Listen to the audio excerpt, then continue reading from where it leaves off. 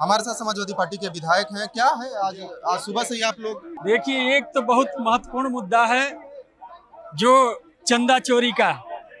जिस तरह से राम के चढ़ावे को लूटने का काम किए हैं, समाजवादी पार्टी उस पर नियम 311 के अंतर्गत चर्चा कराना चाहती है और भारतीय जनता पार्टी चर्चा न करा करके वो चर्चाओं से भाग रही है। तो एक तो प्रमुख मुद्दा वो है। दूसरा मुद्दा है नौजवानों को रोजगार का। आए दिन आंख मिचौली, विद्युत कटौती, अस्पतालों में दवाइयां नहीं है, सारे उपकरण ठप पड़े हुए हैं। और हम लोगों का मुद्दा है क्षेत्रीय मुद्दा, गंगा और घाघरा नदी का तटवर्ती इलाका है। दोनों नदियां जा करके वहां संगम करती हैं। किस क्षेत्र से आते हैं? हम बैरिया जनपद बलिया से। और बैरिया क्षेत्र की स्थिति ये है कि अभी बाढ़ पूरी तरह से आई नहीं, जबकि 50 घर और प्राइमरी पाठशाला तक नदी में विलीन हो गया है और सरकार मुखदर्शक बन करके देख रही है। वहाँ हजारों लोग बेघर पड़े हुए हैं।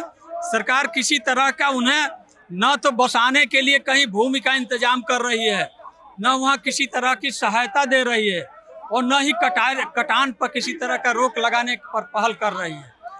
तो ऐसी हालात में हम लोग अपने क्षेत्रीय मुद्दा को भी लेकर के यहाँ सदन में नियम 56 के तहत चर्चा कराना चाहते हैं कि बाढ़ एक विभीषिका है और उस विभीषिका में प्रत्येक वर्ष गंगा और घाघरा से हजारों परिवार बेघर हो जाता है।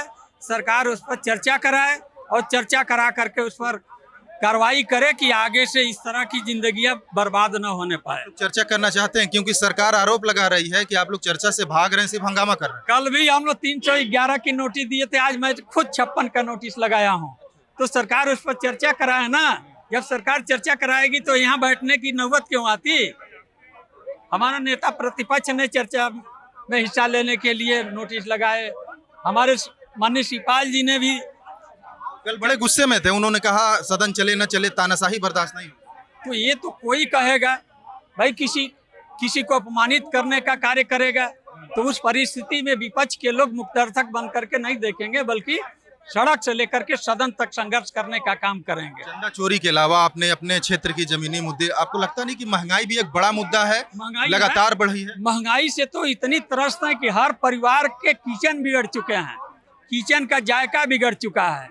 इसलिए महिलाएं तक आज करा रही हैं कि कितनी महंगाई है, हम लोग सीमित संसाधन में कम पैसे में हम लोग अपने परिवार का भरण पोषण कैसे कर पाएंगे। तो सरकार का इस पर ध्यान नहीं है। डीजल महंगा हो गया, पेट्रोल महंगा हो गया, दवाइयाँ महंगा हो गया, दाल तेल नमक मसाला तक महंगा हो गया। तो कहाँ सरकार इस पर रोक लगाने का प्रयास कर रही है? वो तो अपनी पीठ थपथपा रही है कि महंगाई बढ़ी कहाँ। जब बेरोजगारी बढ़ेगी तो महंगाई भी बढ़ेगी, जब महंगाई बढ़ेगी तो परिवार तबाह होंगे। आज इतनी खुदकुशियाँ क्यों हो रही है? खुदकुशी इसलिए हो रही है कि लोगों के पास आय का स्रोत नहीं है अपने परिवार के भरण पोषण के लिए, अपने मकान बनाने के लिए, अपने बेटे बेटियों को शादी विवाह करने के लिए, अपने बुजुर्ग माँ बाप को दवा बीरो का इंतजाम नहीं हो पा रहा है। तो ऐसी परिस्थिति में जो कम पैसे कमाने वाले परिवार हैं वो परेशान हैं, तबाह हैं। इसलिए आज भारत उत्थान के तरफ नहीं बढ़ रहा है, जबकि भीषण महंगाई के चलते आज तबाही मची हुई है। किसान को ले लीजिए, किसान कितना परेशान है, उसकी आर्थिक स्थिति टूटती जा रही है। आपके क्षेत्र में तो घाघरा से कटान भी काफी ज्यादा होता है। बिल्कुल होता है। पिछले बार लगभग 150-200 घर कट करके नदी में विलीन हो गए, हजारों हेक्टेयर भूमि नदी में विलीन हो गई, फिर भी सरकार द्वारा एक भी परियोजना नहीं दिया गया। और आज कुछ बनाया गया क्या? पानी को रोकने के लिए, कटाव को रोकने के लिए बांध? बहुत हम लोग हु हल्ला, बांध हो कोई बांध नहीं। हम तो रिंग बांध का मांग करते हैं कि रिंग बांध बना दिया जाए तो लगभग 50,000 आबादी को बचाया जा सकता है कटान से, उन्हें सुरक्षित किया जा सकता है। लेकिन सरकार जब ठोकर तक नहीं बना पा रही है तो रिंग बांध का निर्माण कैसे करेगी? तो वहाँ हमारे क्षेत्र में तो गंगा और घाघरा दोनों नदियाँ संगम करती हैं, बिहार में वहीं से प्रवेश करती हैं एक साथ मिल करके। इसलिए बहुत लंबा 14-15 किलोमीटर का पार्ट हो जाता है। उतना लंबा पार्ट का पानी जब फैलता है, कटान होती है तो तराई मच जाती है।